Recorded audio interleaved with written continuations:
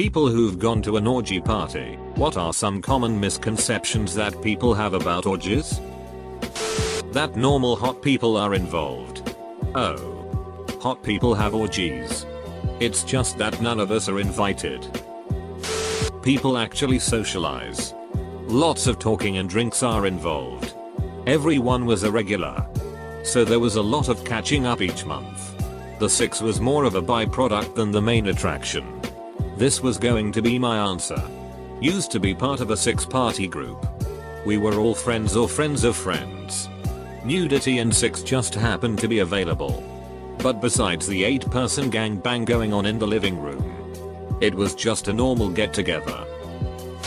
There's a buffet. Better be a buffet. Frank says there's a buffet. I got invited to an Eyes Wide Shut party not knowing what it was because I'd never seen the movie. Well, it's exactly what you think it's gonna be.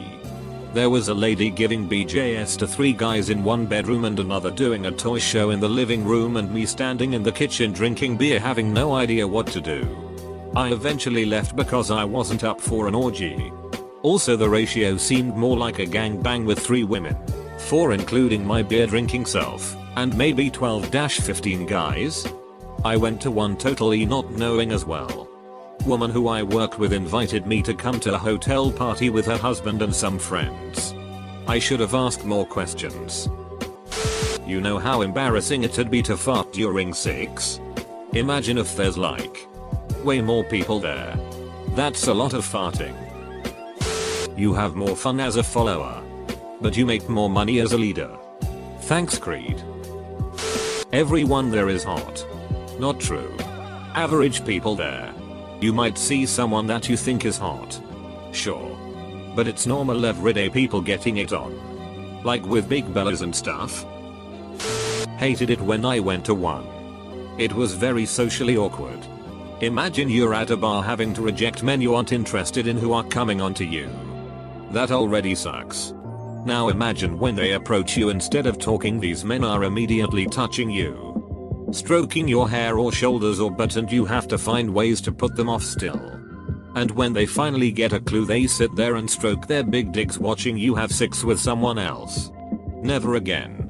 This is precisely what I expect if I went to one. Hence I have not gone out of my way to find one. Thanks for reinforcing my hunch. The girl-guy ratio. I worked at a sex club for a bit and the entry fees always made me chuckle. Depending on the event it was like 50 minus 200 euros for men. Always nothing for women. The real question is, who TF is getting invited to orgy parties ? Maybe I'm just weird or very sexually conservative. But I mostly clicked this thread out of a weird morbid curiosity. Orgies sound absolutely horrible. I'm afraid of too friendly fire. Also, it's weird watching people you know duck. There are rules. It's not a free-for-all. If you want that hot chick to suck you off, you might need to get permission from her partner. Not everything is in play. Some women only will allow their partners to duck them. Other women only will allow their man to duck a woman they themselves want to go down on. There are rules discussed. And some stuff is off limits. Edit. Clarification. Some women will only allow their partners to duck them vaginally. Now maybe okay. And BJs are usually cool. This is something I wondered and it completely makes sense. Is it rude or inappropriate to ask the partner of someone there if they will do something you want? Will they get upset if you ask for something? Not the person you replied to. But it totally depends upon the situation. I go to a couple kink events. But it's really similar. I'm pretty social. So I'll talk to a lot of people and bringing up interests is a good way after some talking. I usually ask the person I'm interested in. And that's usually a good time for them to tell me if I need to talk to their partner. If it's good to go, we'll negotiate what we are up to. And what we are not. It may seem a bit weird. But with practice it can be pretty natural. I actually prefer it now to regular dating. Just because I can be open. And we can be clear on what we want. Sex and relationship counselor here. I've learned about this stuff for my client's sake. It's not my cup of tea, but perfectly respectful as a sexual interest. Here's what I've learned with regards to premeditated group sex. Some people assume that they can just walk into an orgy or a sex party of any kind and things will magically just happen to them for them. They assume that everyone is there to have sex, that they'll have sex with anyone, and that they'll be down for anything.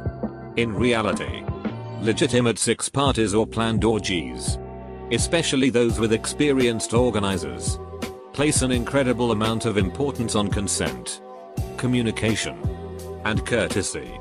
People aren't just expected to have sex with you. They can withdraw their consent at any time. Nobody is obligated to participate in any activity. And nobody is obligated to do things with anyone in particular. There is usually a brief debrief in the form of an introduction and ground rules that everyone is presented with beforehand, such as through email or the day of. Experienced orgy holders will also have special rules for non-con activity. Some very thorough parties make you sign contracts for non-con behavior, including outlining your understanding of safeguards and limits. It's also not unheard of for STI checks to be made and or for condoms or other barriers to be made available and mandatory, especially if the party is larger. There are, obviously, exceptions to this where organization is low, consent isn't emphasized, STIs aren't checked, and safety respect isn't as much of a concern. Engage at your own risk. I used to go to a club, and the consequence for non-consensual touching were pretty easy to learn. The bouncer and a couple other guys would drag you out the back door and kick the shit out of you. Gotta make sure the women feel safe or nobody is getting any. It's surprisingly like portrayed in It's Always Sunny in Philadelphia. I'm not gonna bang any of these people, they're all paunchy and weird. The 3 I went to were magical. Those people became like family to me. Ecstasy was involved. Edit, my poor choice of words. Never actually been to one, but I was invited to one once. The guy was having a bunch of people over to immediately just have an orgy. He wanted me and my partner to take a photo of us holding a spoon and a fork and send it to him to prove if we were real people before we showed up. I decided not to go because I only want orgies with people I feel comfortable around, and I didn't know these people. Thebe didn't realize how good the potluck buffet is. No one wants to duck on an empty stomach. And food matching is important for a successful orgy. I've been to more than a few. Lots of eating. Light drinking, I don't drink. Lots of socializing. Folks were watching the fight or game. If there were 20 people there, 7 were women. Maybe about 14 men. A few couples. Married or dating. Some people had sex with a bunch of people. Others with 1 or 2. I usually had sex with 1 or 2 dudes, I'm a woman. BTW. Always a good crowd. Lots of laughing and good music. I always had a blast and I always came. Several times. Lol. It was the worst family reunion I've ever been to. Shamelessly plugging that a good old-fashioned orgy is a highly underrated film. Ah yes. Something I can answer. So basically most nights start of normal. There's snacks and drinks. Music. Mingling. Just a lot of normal party stuff. At some point people may break off into groups and grab a room or start a pile on the floor or in the pool. People watch. So many people just watch. Which is fine as long as they are quiet and respectful. Tacky comments like "shove it up her ass" aren't generally appreciated. Ask before you join. Very few people have zero qualms about what's going on. Everyone has the right to say no. Maybe you look like her dad. Or his sister. If you just jump in, they may kick you out of the pile and not ask you back. Always. Always ask. Not everyone is 6 feet tall. 140 pounds of lean muscle. You've got moms. Dads. Fat people. Skinny people. Old people. Youngish people. You might find a group who is all over 50 piled on the floor. Humping the night away. Don't be ducking rude and say shit like nobody is hot here or everyone is old. It isn't the world's job to jerk you off or flick your bean. They have every right to duck on my carpet. Okay. As long as they put a towel down first. There isn't a ton of droogus around. Occasionally someone who is rolling might show up, but there isn't a platter with a pound of coke lying around for public consumption. Sometimes alcohol is prohibited entirely. Yeah. Sober orgies are a thing. Not everyone is someone you wanna duck. That rude couple that pissed you off at the fridge is likely to be boning next to you. Rotten crotch is a thing and can really ruin a good time. If you have a fishy odor STD, please stay home and recuperate before you give 30 people BV or a yeast infection. Or worse. I'd also not recommend an orgy if you have a permanent STD. Because ducking 30 people in one night is a good way to have the health department pounding down your door. You have to clean up after yourself. Even if there is paid staff to wash sheets, you need to clean up after yourself. Good host gifts for an orgy are detergent, cups, paper towels and TP, baby wipes, condoms and lube, puppy pads, sheets and towels, white gloves, bottled water and sport drink mix, a vinyl bed cover, they get ripped easily, snacks and sodas, trash bags. If someone is hosting the orgy at their house, ask if they need help cleaning up before, during, or after. Lastly, a lot of times, nothing insane goes down. But everyone still has fun. I'd rather someone come out and dip their toes in than feel forced to participate. Misconception. It's full of super hot model type men and women. Tens. Truth. There's maybe 1 or 2 8s. A good mix of 5-7 and a lot of 2-3s. Misconception. Everyone is ducking everywhere. Truth. There may be a few people getting it on publicly. A decent amount in the couples only areas and more in private locked rooms. Misconception. Only extreme sexual deviants attend these extremely exclusive parties. Truth. They're not that exclusive.